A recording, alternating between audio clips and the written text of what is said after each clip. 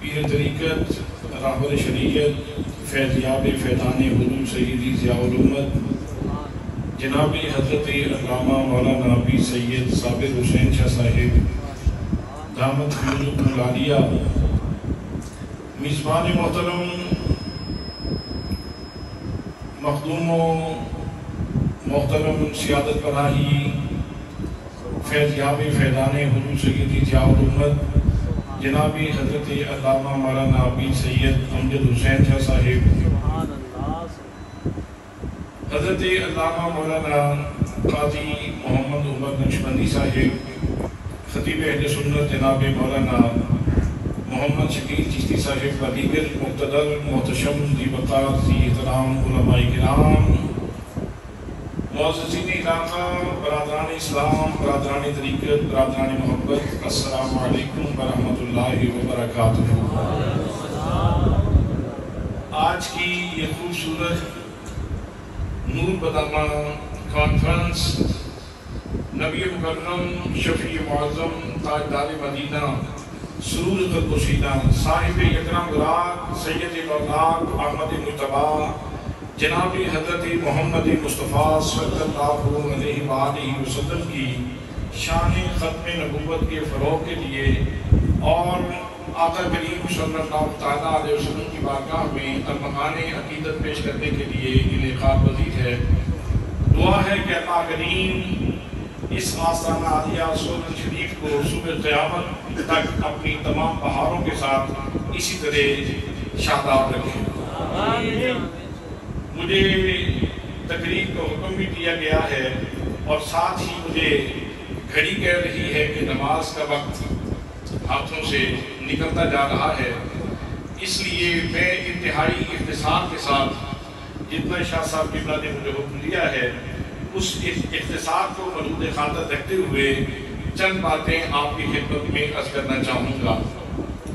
آپ میں سے کتنے لوگ ایسے ہیں جو یہ چاہتے ہیں کہ ابھی نماز سے قبل یا نماز کے بعد ان کو زمزم کا ایک پیالہ پلا دیا جائے؟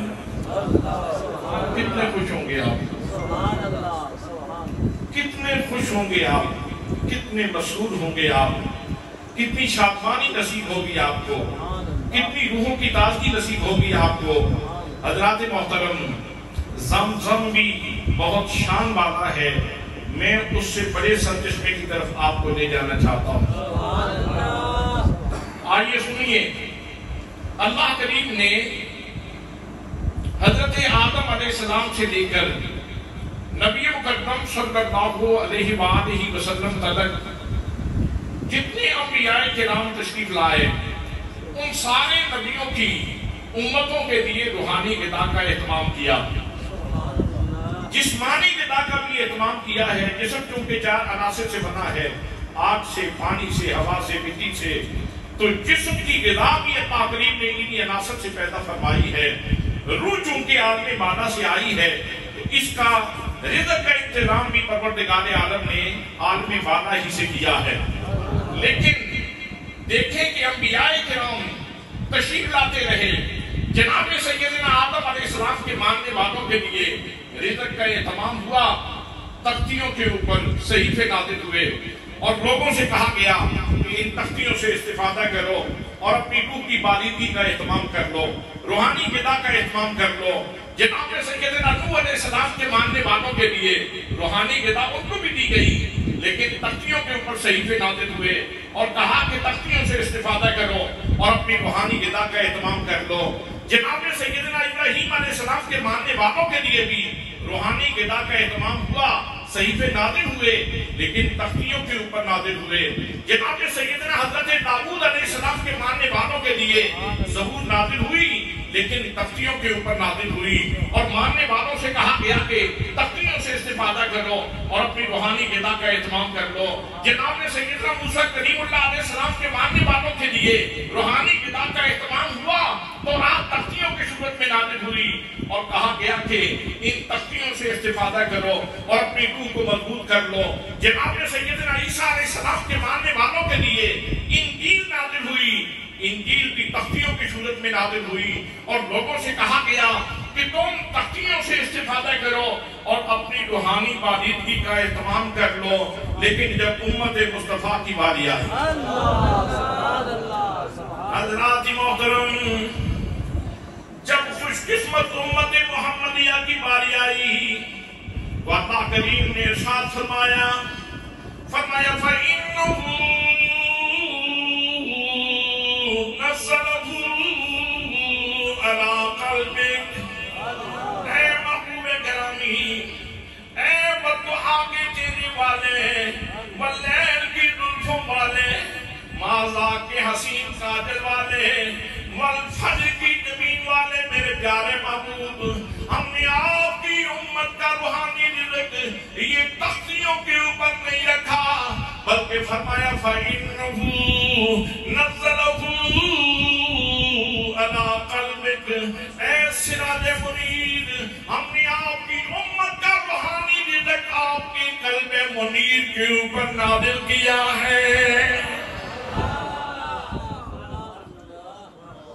سبحان اللہ. روح میری پیاسی ہے, روح آپ کی بھوکی تھی, روح میری بھوکی تھی, روح ہم سب کی بھوکی تھی. اس کو غذا دینے کے لیے اللہ کریم نے کیا اہتمام فرمایا. فرمایا لوگو, تمہاری روحوں کے لیے جو رزق کا خزانہ رکھا ہے وہ میں نے سینہ مصطفیٰ میں رکھا. سبحان اللہ, سبحان اللہ. پھر کہیں سبحان اللہ, پھر کہیں سبحان اللہ. میرے دوستوں, میرے بھائیوں, ایک رزق وہ بھی ہے جو حرم شریف میں جانے والوں کے لیے اللہ کریم نے آب زمزم کی صورت میں عطا فرمایا ہے. لیکن لوگوں سن لو, وہ جسمانی رزق بھی ہے, روحانی بھی, لیکن وہ جاری ہوا ہے حضرت اسماعیل علیہ السلام کے قدموں سے. اور اے امت محمدیہ, تم کتنے خوش نصیب ہو, کتنے مقدر والے ہو کہ تمہارا روحانی رزق اللہ کریم نے نبی کریم کے بھی قدموں میں نہیں رکھا بلکہ نبی کریم کے سینے میں رکھا ہے.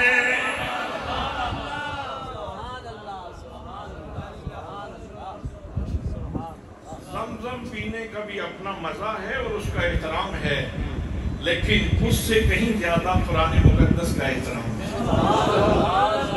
قرآن مقدس کا احترام ہے, یہ اللہ کا کلام بھی ہے اور محمد مصطفیٰ صلی اللہ علیہ وسلم کے سینے کی خیرات بھی ہے. اس لیے لوگوں, یہ کتنا بڑا کرم ہے جو زمزم پینے کے لیے جاتا ہے. وہ تو زندگی میں ایک دفعہ, دو دفعہ, تین دفعہ, چار دفعہ, 10 دفعہ اسے یا 20 دفعہ یا اسے کئی سینکڑوں مرتبہ جانے کا شرف نصیب ہوگا. لیکن یہ اللہ کریم نے ایسا کرم فرمایا جو محمد مصطفیٰ کے سینے کا فیض تھا وہ آج سولن شریف کی مسجد کے اندر بھی موجود ہے, گھر کے اندر موجود ہے, ایبٹاباد کے اندر موجود ہے, مامسیرا کے اندر موجود ہے, علی پرانارا کے اندر موجود ہے, بلکہ پوری کائنات کے سینے کے اوپر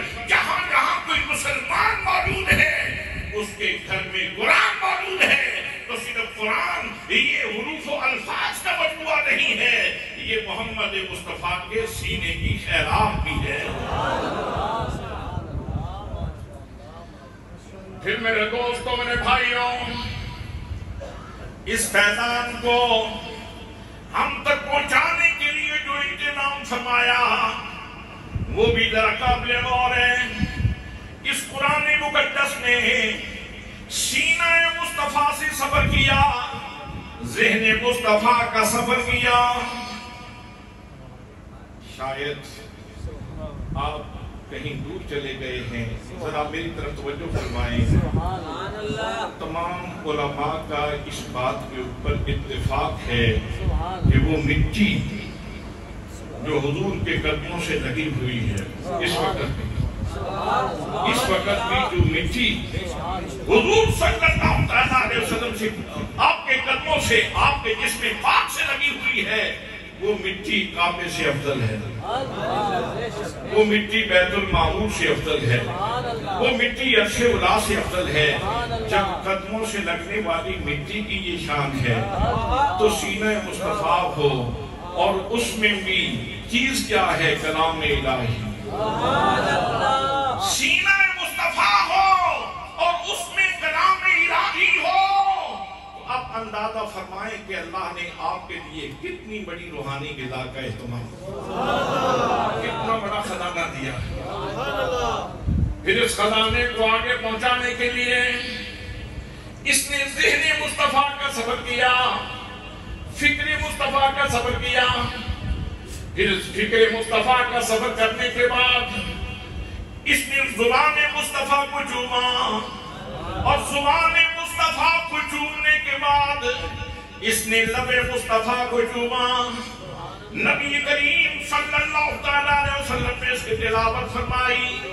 جناب سیدنا صدیق اکبر رضی اللہ تعالیٰ عنہ نے اپنی سماعتوں کا دامن پیش کر دیا، حضرت خدیجہ الکبریٰ نے اپنی سماعتوں کا دامن پیش کر دیا، حضرت زید بن حارثہ نے اپنی سماعتوں کا دامن پیش کر دیا، حضور مولا مرتضیٰ شیر خدا رضی اللہ تعالیٰ عنہ نے اپنی سماعتوں کا دامن پیش کر دیا۔ پھر صحابہ کرام اور اہل بیت کے وسیلے سے یہ ندائے روحی ہم تک پہنچتی ہے۔ سبحان اللہ، سبحان اللہ، سبحان اللہ۔ اب میں جو کہنا چاہتا ہوں وہ یہ ہے کہ یہ سارے کا سارا قرآن مقدس، سبحان اللہ، جس طرح چشتی صاحب فرما رہے تھے، سارے کا سارا قرآن مقدس، پیچھے آپ تسلسل دیکھیں انبیاء کا، کتنے نبی گزرے، کتنے لوگ گزرے، کتنے افراد گزرے، کتنے انسان گزرے، سبھی کے لیے جو سنت جاریہ تھی وہ صحیفے اور تختیوں کی صورت میں، صحیفے اور تختیوں کی صورت میں، صحیفے اور تختیوں کی صورت میں، اصحاب کہف صحیفے اور تختیوں کی صورت میں، بڑے سے بڑا ولی صحیفے اور تختیوں کی صورت میں غذا کا سلسلہ چل رہا ہے۔ لیکن جب امت محمدیہ کی باری آتی ہے تو ان کا مرال اتنا اب کر دیا، ان کی شان اتنی بلند فرما دی، فرمایا تم ہم وقت سینہ مصطفیٰ سے جڑے ہوئے ہو، ہم وقت سینہ مصطفیٰ سے جڑے ہوئے ہو۔ اور پھر جو سوغات عطا فرمائی سینہ مصطفیٰ کی برکت بھی ہے۔ کلام الہی اول، اللہ کا کلام ہونا یہ پہلا شرف ہے اس کا، اللہ کا کلام ہونا یہ اس کا، سارے بول رہے یہ اس کا پہلا شرف ہے۔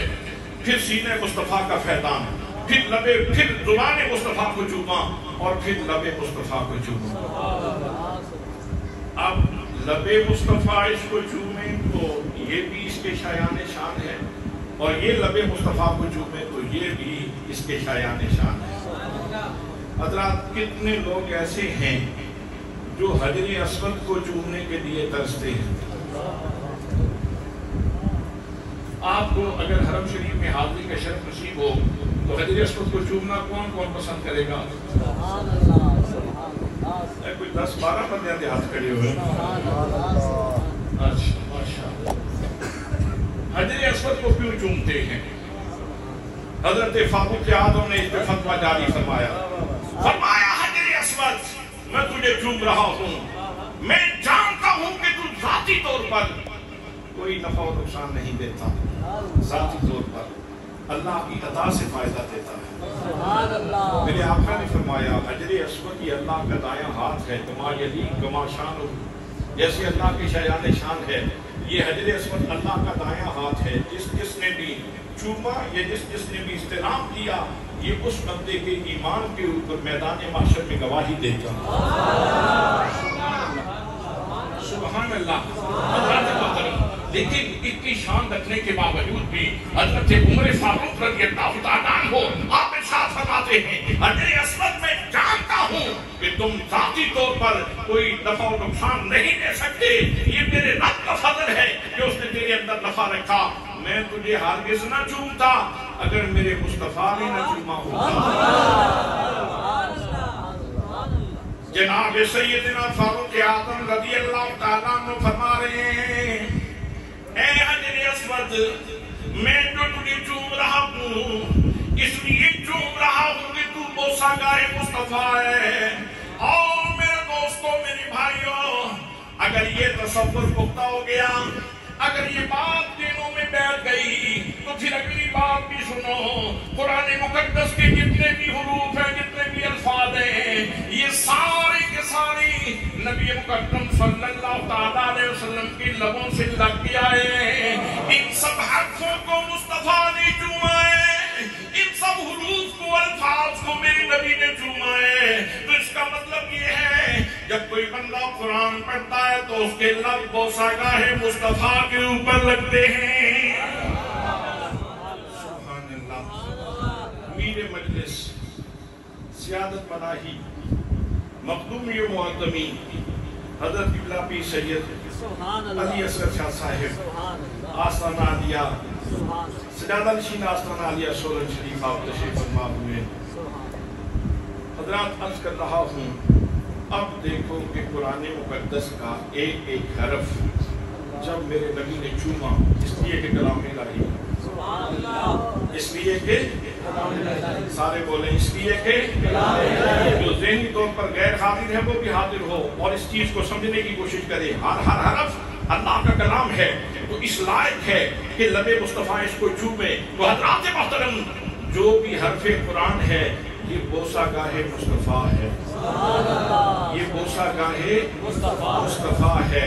تو جو بھی قرآن پڑھتا ہے گویا کہ وہ بوسہ گاہ مصطفیٰ کا بوسہ لیتا ہے اور پھر زبان حال سے کہتا ہے اے احمد مرسل نور خدا تیری شان علا کا کیا کہنا، اے احمد مرسل نور خدا تیری شان علا کا کیا کہنا، پڑھتے ہیں ملائک صلی علی تیری شان علا کا کیا کہنا، پڑھتے ہیں ملائک صلی علی تیری شان علا کا کیا کہنا۔ حضرات محترم یاد رکھو قرآن مقدس کا حرف حرف یہ ختم نبوت کی دلیل ہے، میرے آقا کریم صلی اللہ تعالیٰ علیہ وسلم کی عزت کا گواہ ہے، میرے پاک نبی صلی اللہ تعالیٰ علیہ وسلم کی عظمت کا گواہ ہے، اس لیے کہ یہ قرآن وہ قرآن ہے کہ میرے آقا کریم صلی اللہ تعالیٰ علیہ وسلم کی تشریف آوری سے پہلے ایک کتاب کے بعد دوسری کتاب آتی رہی، کسی مکان میں جگہ بن گئی تو کتاب ادھر گئی، کسی زمان میں جگہ بنی تو کوئی کتاب ادھر گئی، لیکن جب نبی کریم صلی اللہ تعالیٰ علیہ وسلم تشریف لے آئے فرمایا او زمانے والا سن لو، اب میرا نبی خاتم النبیین بن کے آ گیا ہے، اب میرے حبیب کے بعد کوئی نبی نہیں آئے گا اور میرے نبی پہ اترنے والی کتاب کے بعد کوئی کتاب نہیں آئے گی۔ اسی لیے تو باقی کتابوں میں تحریف ہوتی رہی، بعد میں آنے والی کتاب اس کمی کو پورا کر دیتی تھی۔ ایک کتاب میں تحریف ہوئی، تبدیلی ہوئی اور کتاب آ گئی، اور کتاب آ گئی، اور صحیفہ آ گیا، اور کتاب آ گئی، لیکن جب ختم نبوت کا تاج پہن کے سرور عالم صلی اللہ علیہ وسلم تشریف لے آئے، اب اللہ کریم نے ارشاد فرما دیا اب کوئی تحریف نہیں کر سکتا، کوئی تبدیلی نہیں کر سکتا۔ اللہ کریم نے اعلان فرما دیا، فرمایا اِنَّا نَحْنُ نَزَّلْنَا الذِّكْرَ وَإِنَّا لَهُ لَحَافِظُونَ۔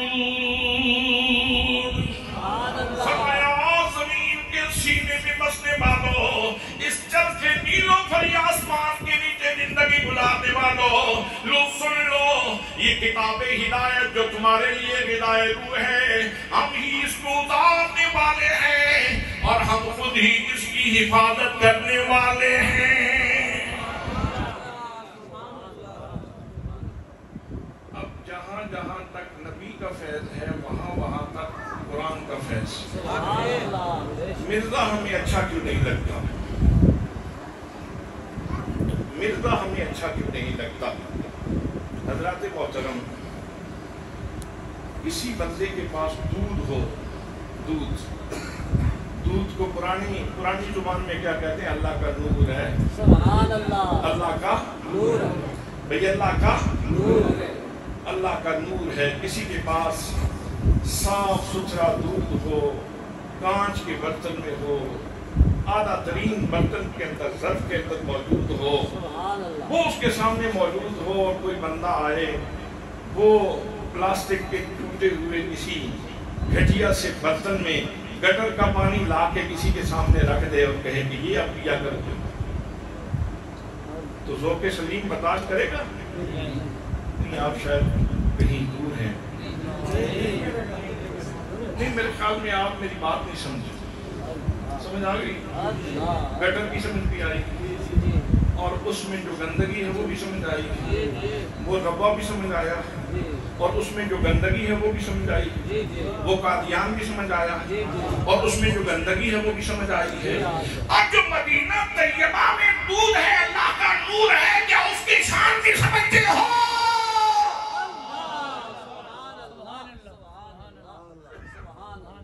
سینہ مصطفیٰ ہو، ظرف برتن ایسا، اس میں کلام الہی ہو، اس میں کلام الہی ہو، اور وہ لوگ پی رہے ہوں، ایک گھٹیا قسم کا بندہ آئے، آنکھ بھی اس کی ایک سلامت ہو، ایک سے بھی کچھ نظر آتا ہو، مرگی کا اس کو مرض بھی ہو، پیشاب سب سے بول بھی اس کو بیماری بھی ہو، کئی دفعہ دن میں پیشاب میں وہ لت پت بھی ہوتا ہو۔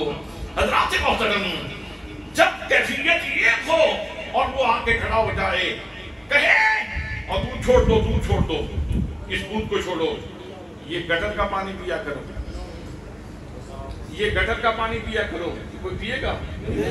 کوئی پیے گا؟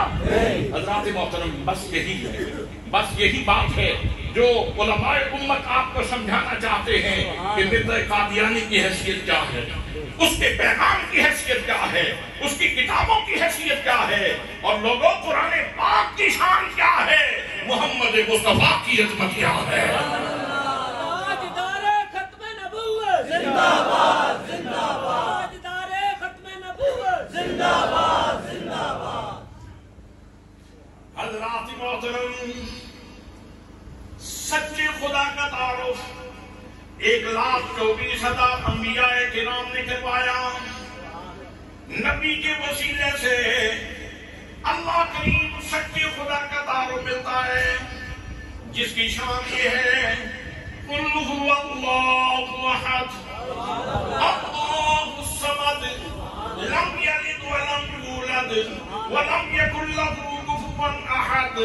حضرات محترم، کتنی آیتیں پڑھو اللہ کی شان میں ہیں، تو جو نبی کے وسیلے سے عرفان ملتا ہے، بندہ خدا بندے قدوس کے قریب ہوتا ہے، سچے رب کے قریب ہوتا ہے۔ لیکن لوگوں قرآن کہتا ہے، اللہ کا فرمان کہتا ہے، کچھ لوگوں نے اپنی خواہشات کو معبود بنا لیا۔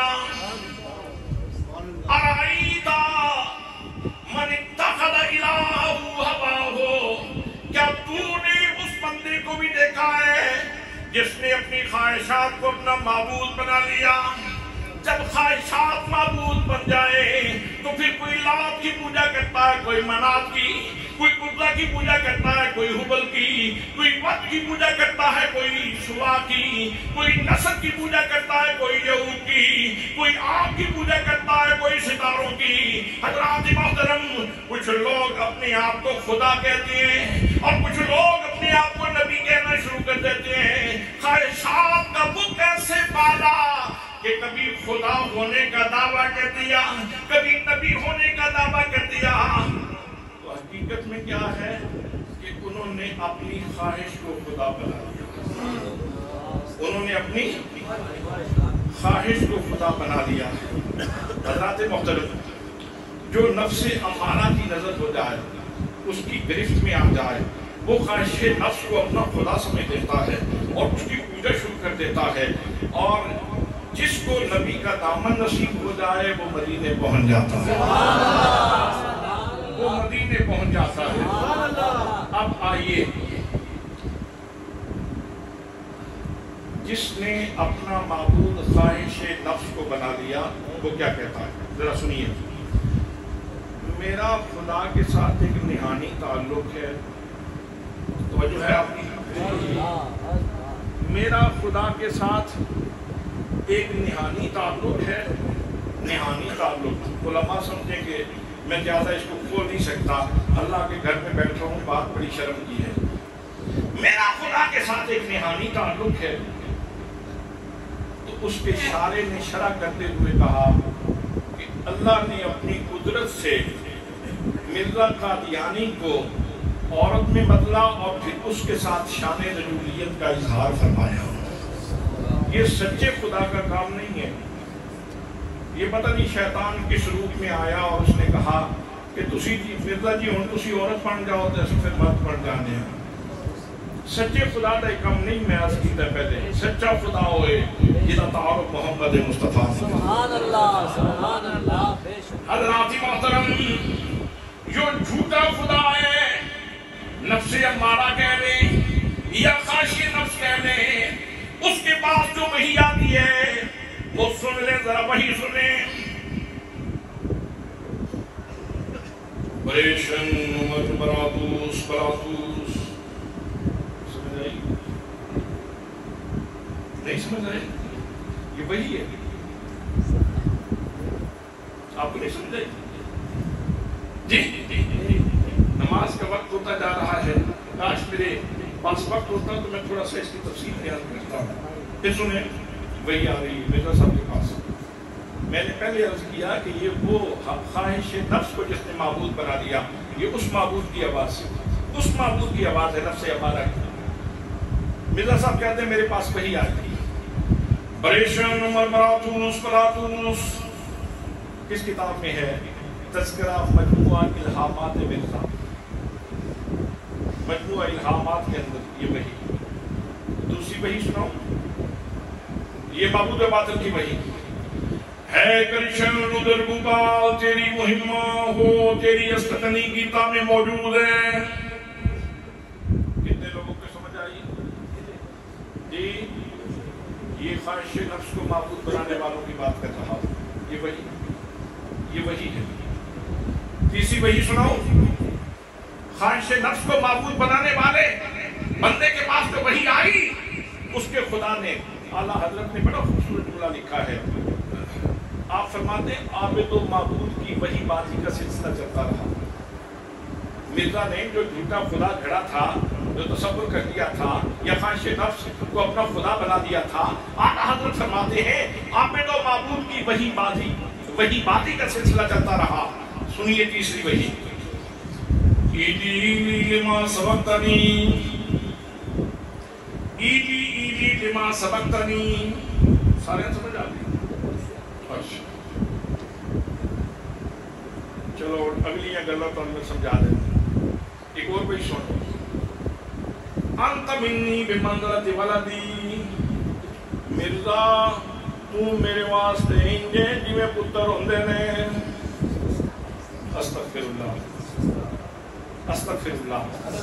سچے خدا کی بات میں پہلے کر چکا ہوں. سچے خدا کا اعلان ہے، لم یلد ولم یولد ولم یکن لہ کفوا احد۔ جو سچے خدا کی وحی سچے مصطفیٰ کے پاس آئی ہے وہ وحی تو یہ ہے لم یلد ولم یولد، لیکن جو نفس امارہ کی صورت میں جو معبود ہے اس کی جو وحی آئی مرزا کے پاس، مرزا کہتا ہے مجھے وحی آئی تو یہ ہوا انت منی بمنزلۃ ولدی، او مرزا تم میرے پتران دی جگہ تے ہیں۔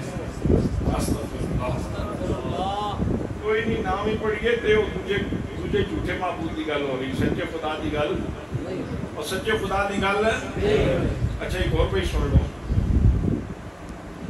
بشرا لک یا احمدی انت مرادی و معی، مرزا تیرے لیے خوشخبری ہو، تو میری مراد ہے اور میرے ساتھ ہے۔ نفس ہمارا نال نالی تو میں پڑھا پھر سنیں، انت منی بمنزلۃ عرشی، مرزا تو میرے لیے ایسے ہے جیسے عرش ہے۔ ہمارا خدا، ہمارے خدا کا عرش تو وہ بلند ترین عرش ہے۔ سچے خدا کا عرش تو وہ ہے جس عرش میں اس نے اپنے سچے مصطفیٰ سے ملاقات کی، جس عرش میں اس نے اپنے محبوب صلی اللہ علیہ وسلم کے لیے اپنے چہرہ مطلق سے پردے اٹھا کے اپنے محبوب کو دیدار کروایا۔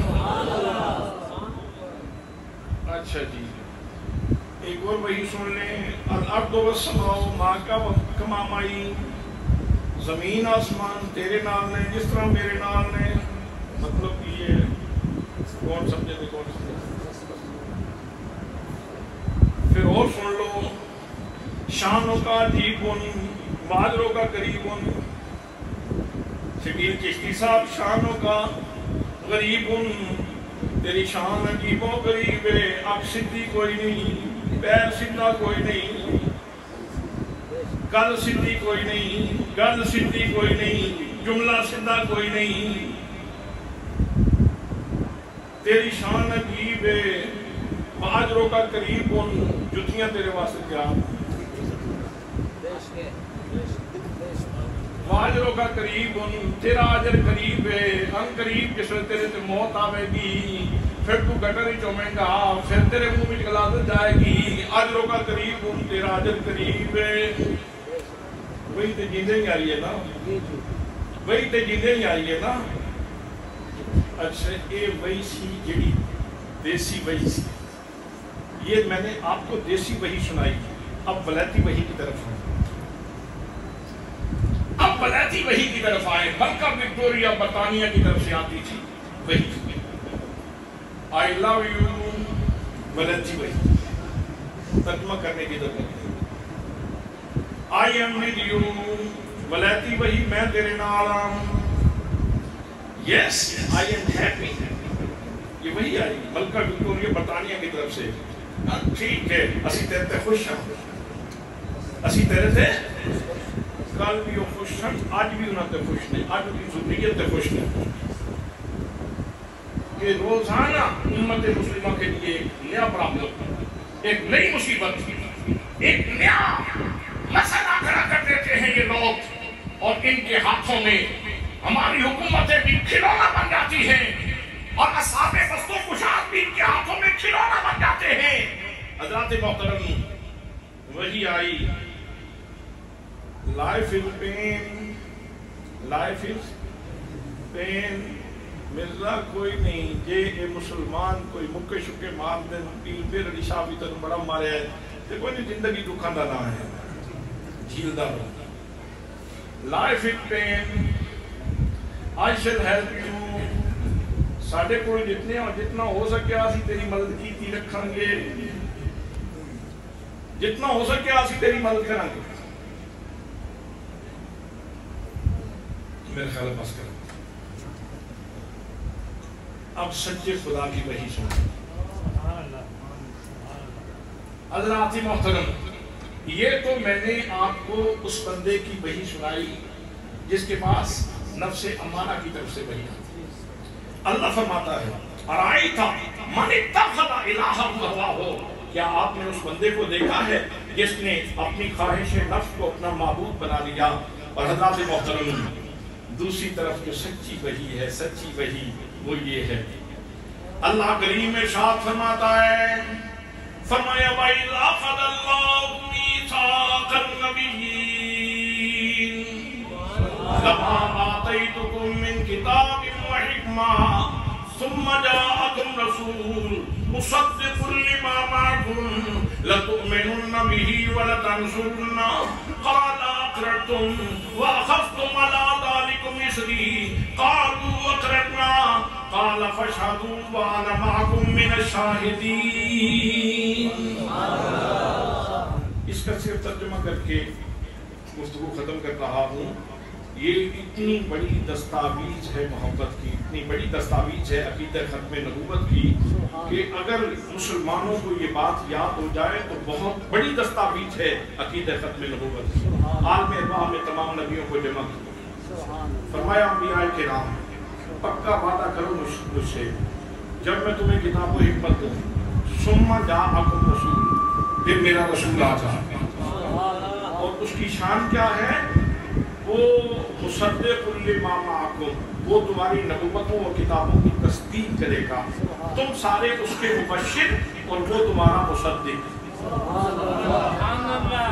مبشر وہ ہوتا ہے بعد میں آنے والا اس کی خوشخبری دیتا ہے، مبشر خوشخبری دیتا ہے بعد میں آنے والے کی، اور مصدق وہ ہوتا ہے جو اپنے سے پہلے لوگوں کی تصدیق فرماتا ہے۔